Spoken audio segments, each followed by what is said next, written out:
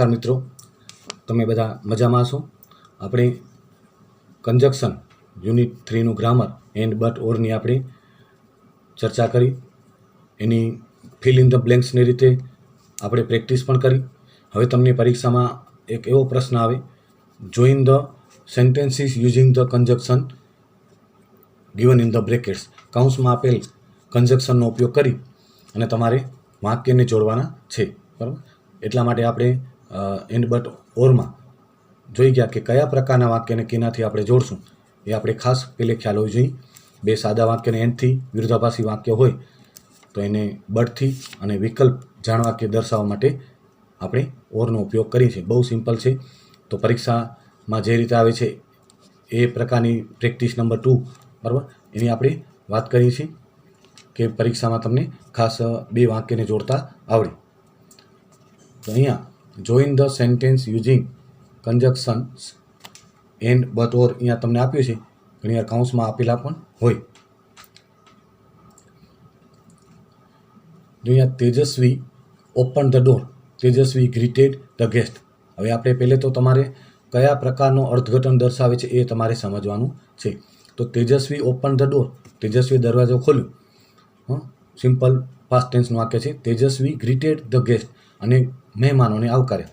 તો આ બે વાક્ય વચ્ચે પહેલાં તમારે ભાવાર્થ નક્કી કરવાનો છે, કયા પ્રકારનો ભાવ દર્શાવે છે. તો આપણે ખબર પડી ગયા કે બે વાક્ય વચ્ચે કોઈ વિરોધાભાસ નથી, વિકલ્પ નથી અને બે સિમ્પલ સેન્ટેન્સીસ છે.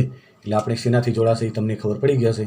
તમે પહેલે જોડી લો, પછી તમને ખ્યાલ આવી જશે. અહીંયા કર્તા એક જ છે તો કર્તા કોમન રહે અને વાક્ય સિમ્પલ પાસ્ટ ટેન્સનું છે એટલે ક્રિયાપદનું ભૂતકાળ રૂપ. પણ બે ક્રિયાપદ છે, બે વાક્યને અલગ, એટલે આપણે બે અલગ ક્રિયાપદ રાખવાના, બરાબર? તો હવે તમને જવાબ ખબર પડી ગયો છે. Tejaswi open the door and greeted the guest. એન્ડથી બે વાક્ય જોડાશે, પણ કરતાં અહીંયા કોમન છે એટલે એક જ રાખવાનું. બે ક્રિયાપદથી બે વાક્ય બદલે ત્યારથી આપણે જોડી નાખવાનું. Tejaswi open the door and greeted the guest. તેજસ્વીએ દરવાજો ખોલ્યો અને મહેમાનોને આવકાર્યા. આવું પધારો.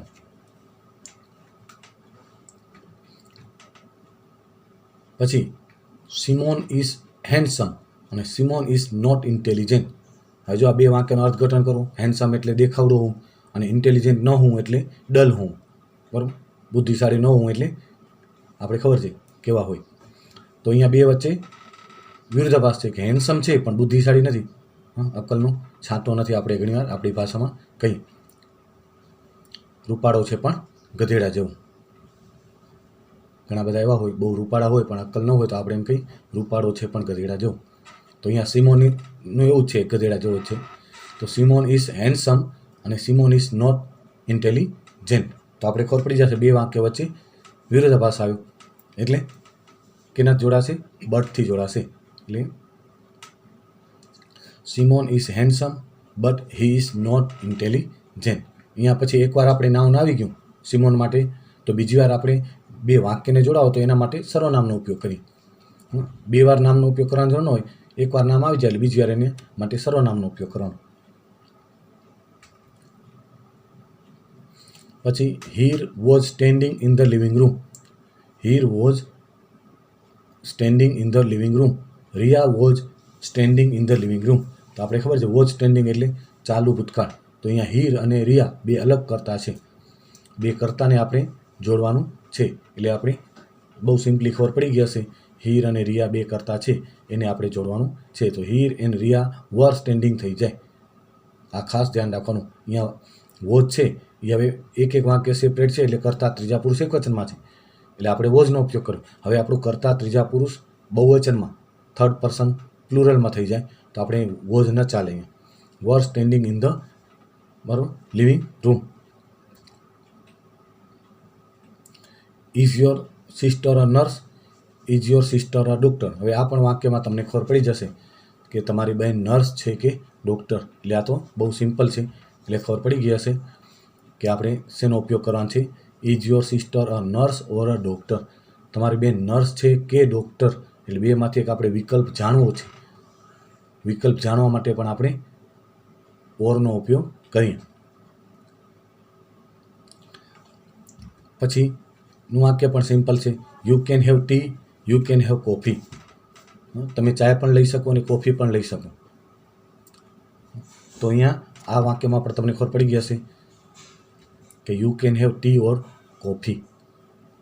જો આવી રીતે તમને પરીક્ષામાં બે વાક્ય આપેલા હોય અને કૌંસમાં સંયોજકોનો ઉપયોગ કરી વાક્યનો ભાવાર્થ સમજી અને તમારે ખાસ જેને કહેવાય જવાબ આપવાનો હોય છે.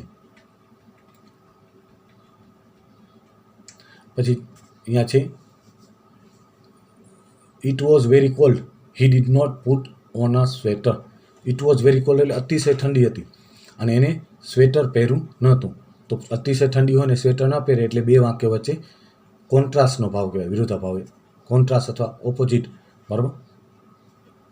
તો અહીંયા કોન્ટ્રાસ્ટનો ભાવ આવે તો આપણે એને જોડવા માટે બટનો ઉપયોગ કરશું. It was very cold but he did not put on a sweater. અતિશય ઠંડી હતી પણ છતાં એને સ્વેટર પહેર્યું નહોતું.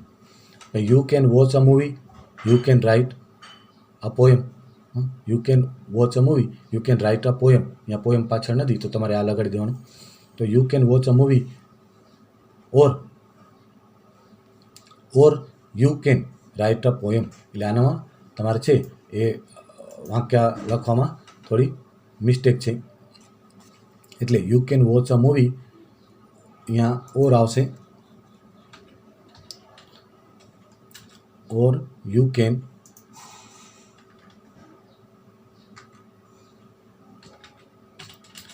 Right a poem.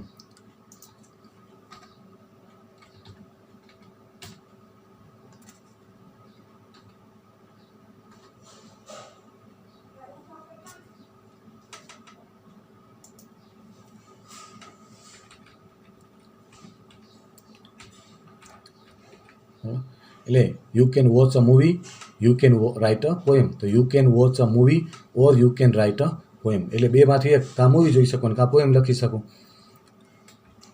પછી Aarti ran fast she could not win the race. Aarti ઝડપથી દોડી પડી રેસ જીતી શકી નહીં. એટલે બે વાક્ય વચ્ચે કોન્ટ્રાસ્ટનો ભાવ, વિરોધાભાસી ભાવ. એટલે આપણે ખબર પડી જશે એનાથી જોડાશે, બટથી જોડાશે. Aarti ran fast she could not win the race. Aarti ran fast but she could not win the race. પછી Hiren will hold the umbrella, his brother will hold it. તો અહીંયા હિરેન અને એના બ્રધર બે કરતાને અહીંયા જોડવાની વાત છે. will hold the umbrella બે કોમન છે એટલે એને જોડવાની કોઈ જરૂર નથી. એટલે આપણે ખબર પડી જશે કે Hiren and his brother will, બરાબર, Hiren will hold the umbrella. Or અહીંયા અથવા છે, બેમાંથી એક પકડશે કારણ કે બે એક સાથે મોટા ભાગે અમ્બ્રેલા પકડી શકે નહીં. તો Hiren will hold the umbrella or his brother will hold it. કાં એનો ભાઈ અને કાં હિરેન, બેમાંથી એકની વાત છે. અહીંયા ઘણી વખત એવું ઘણા વાક્ય એવા પણ હશે એન્ડથી પણ જોડાઈ શકે એવા પણ હશે. પણ એવા બે વાક્ય હોય ને ઓરથી પણ જોડાઈ શકે ને એન્ડથી પણ જોડાઈ શકે તો તમારો જવાબ ખોટો પાડે નહીં. આનામાં એમ પણ આપણે કહી શકીએ Hiren and his brother will hold it. Hiren અને એનો ભાઈ અમ્બ્રેલા પકડશે.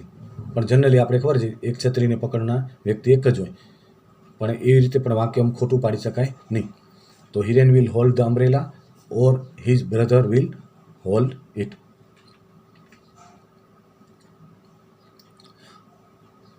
પછી Hem was unwell he went to school.